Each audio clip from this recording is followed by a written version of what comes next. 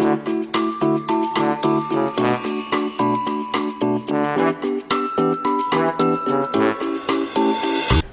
assalamualaikum warahmatullahi wabarakatuh. Apa kabar adik-adik kelas 8 semua? Balik lagi nih, kita lanjut ke pembelajaran kita selanjutnya, yaitu tentang hukum Newton. Kalau sebelumnya adik-adik sudah belajar tentang GLB dan GLBB, nah sekarang saatnya kita belajar pada materi inti tentang gerak dan gaya, yaitu hukum Newton. Nah, hukum Newton ini apa sih? Nah, adik-adik, kamu pernah kan naik sepeda? Nah, coba pada saat kamu mengayuh sepedanya, sepeda pasti akan bergerak maju, betul nggak? Nah, ketika kamu berhenti mengayuh, pasti laju sepeda akan melambat, kemudian berhenti, betul begitu?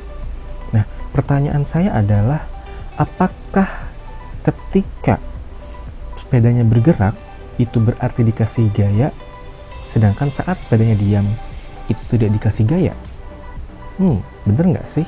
Nah, ternyata ada seorang ilmuwan bernama Galileo Galilei. Pada tahun 1564 sampai 1642, beliau mempelajari dan meneliti tentang pengaruh gaya terhadap gerak. Nah, hasil penelitiannya adalah pertama, sebuah benda akan tetap diam kecuali ada gaya yang bekerja padanya sehingga benda dapat bergerak. Jadi intinya ketika bendanya diam, ya dia nggak dikasih gaya berarti. Ketika benda bergerak, oh berarti dia dikasih gaya, gitu. Nah, poin kedua hasil penelitiannya adalah sebuah benda akan tetap bergerak dengan kecepatan tetap pada lintasan lurus, kecuali ada gaya yang bekerja pada benda tersebut. Misalkan nih, kamu naik motor kecepatannya 40 km per jam, terus 40 km per jam. Kalau nggak ada gaya yang ngasih ke motor tersebut, kamu nggak nancep gas, maka motor itu akan bergerak dengan kecepatan yang tetap, yaitu 40 km per jam. Paham nggak maksudnya? Kecuali kamu gas, pasti kecepatannya akan bertambah. Nah, berarti kecepatannya berubah, betul? Nah, itu maksud hukum kedua Galileo Galilei. Nah, konsep gerak yang beliau utarakan ini ternyata dikaji ulang kebenarannya oleh Isaac Newton pada tahun 1642 sampai 1727. Dan akhirnya si Newton mengemukakan 3 teorinya tentang gerak. Yang inilah yang akan kita pelajari, yaitu tentang hukum Newton. Nah, bicara tentang hukum Newton, sebenarnya Newton itu siapa sih? Nah, Sir Isaac Newton ya, nama lengkapnya adalah Sir Isaac Newton. Beliau adalah seorang fisikawan, matematikawan, ahli astronomi, ya, alkimiawan dan sebagainya yang berasal dari Inggris. Beliau adalah ilmuwan yang sangat berpengaruh sepanjang sejarah. Bahkan beliau dikatakan sebagai bapak ilmu fisika klasik. Nah, beliau membuat sebuah karya buku yang diterbitkan pada tahun 1687 dan buku ini dianggap sebagai buku paling berpengaruh sepanjang sejarah sains. Buku ini meletakkan dasar-dasar mekanika klasik. Nah, di dalam karyanya ini, Newton menjabarkan hukum gravitasi dan 3 hukum gerak yang akan kita pelajari pada video kali ini ya. Nah, inilah tentang hukum Newton. Kita akan mempelajari salah satu karya dari Sir Isaac Newton, yaitu hukum Newton tentang gerak. Oke? Nah, sebelum lanjut jangan lupa ya di subscribe, di like, dan di komentar positifnya. Oke? Nah, kita bahas pertama, hukum 1 Newton. Hukum 1 Newton itu bunyinya apa sih? Nah, coba dibaca kalimatnya. Jika resultan gaya yang bekerja pada sebuah benda sama dengan 0, resultan itu jumlah ya, gabungan. Jika jumlah gaya yang bekerja pada sebuah benda sama dengan 0, maka benda yang awalnya diam akan tetap diam, dan benda yang awalnya bergerak akan terus bergerak dengan kecepatan tetap. Wah, ini kalimatnya sama seperti bunyi penelitian yang dilakukan oleh Galileo barusan, betul? Nah, intinya sama seperti yang sudah kakak jabarkan sebelumnya, bahwa resultan gaya yang bekerja pada benda sama dengan 0, berarti gaya yang dikasih ke benda itu nilainya 0. Atau sederhananya nggak dikasih gaya gitu. Kalau ada minuman di atas meja, kalau nggak didorong dengan tangan, ya udah minuman itu akan terus diam di atas meja, tidak bergerak ya. Jadi minuman yang awalnya diam akan tetap diam ketika nilai gaya yang dikasih ke benda tersebut, ke minuman tersebut nilainya 0. Oke? Dan benda yang awalnya bergerak akan terus bergerak dengan kecepatan tetap. Analoginya seperti motor yang tadi kakak kasih tahu. Ya, ketika kamu naik motor dengan kecepatan 40 km per jam, ketika tidak ada gaya yang diberikan kepada motor tersebut, misalkan kamu tancap gas, maka kecepatannya akan terus seperti itu, gitu. Kecepatannya tidak akan berubah. Ini maksud dengan hukum Newton. Hukum 1 Newton ya. Jadi benda yang diam akan terus diam, dan benda yang bergerak akan terus bergerak dengan kecepatan tetap. Nah, sifat benda yang selalu mempertahankan keadaan gerak atau kedudukan awalnya ini, nah inilah yang disebut dengan inersia atau kelembaman. Jadi adik-adik, hukum 1 Newton ini juga membicarakan tentang yang namanya inersia atau kelembaman. Atau tadi bahasa lainnya adalah sifat benda yang selalu mempertahankan keadaan geraknya atau kedudukan awalnya. Contoh, ketika kamu lagi naik angkot, terus lagi jalan angkotnya, tiba-tiba ngerem mendadak angkotnya. Bagaimana badan kamu? Pasti akan condong ke depan kan? Betul? Nah, badan kamu akan terpaksa condong ke depan karena ada gaya dari luar. Tapi sebenarnya gimana? Sebenarnya badan kamu ingin mempertahankan posisinya. Betul? Nah, itu namanya inersia atau kelembaman. Sifat benda yang selalu mempertahankan keadaan geraknya. Oke? Nah, misal lihat video berikut. Nah, contoh bola kasti ini.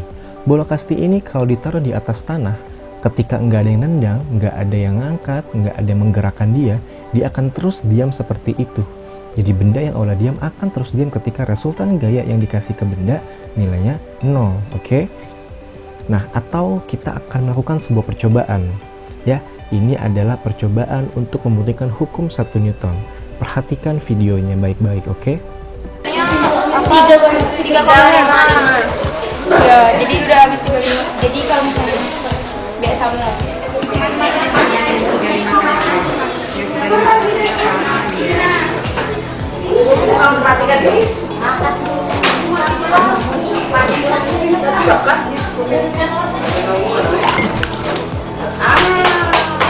Coba perhatikan. Ini adalah salah satu penerapan dari hukum 1 Newton.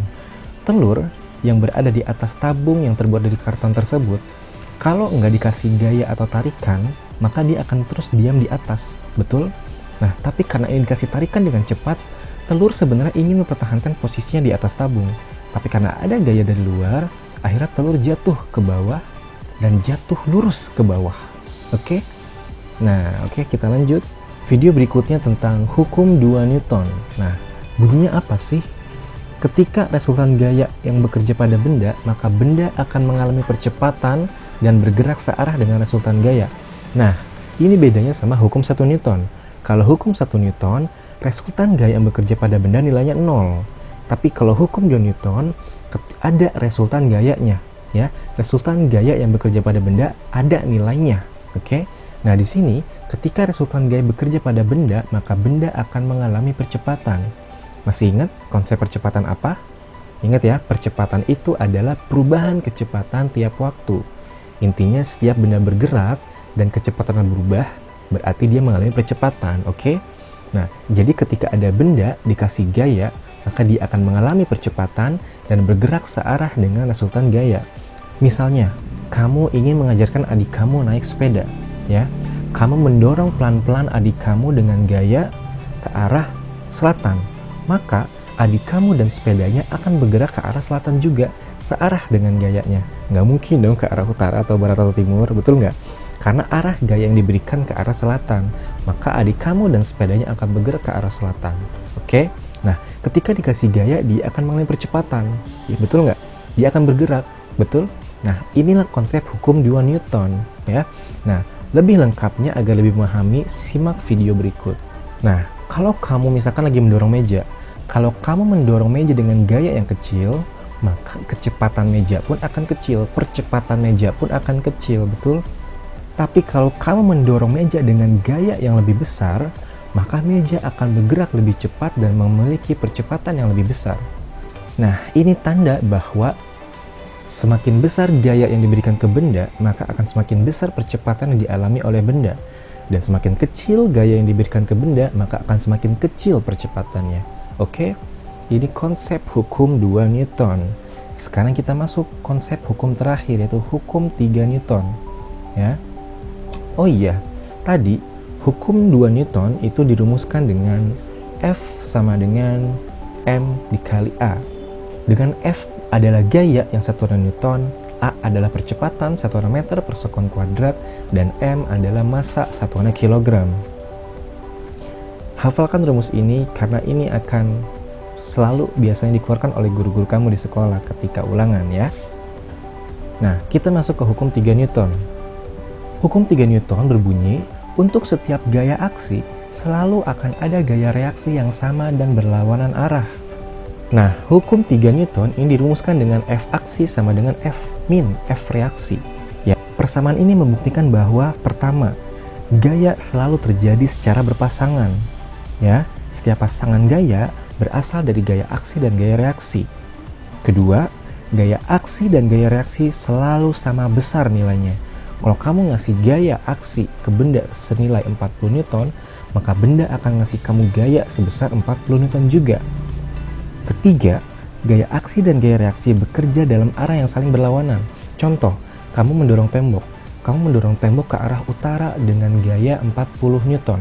Maka tembok akan ngasih kamu gaya yang sama, yaitu 40 Newton, tapi arahnya berlawanan, yaitu ke selatan.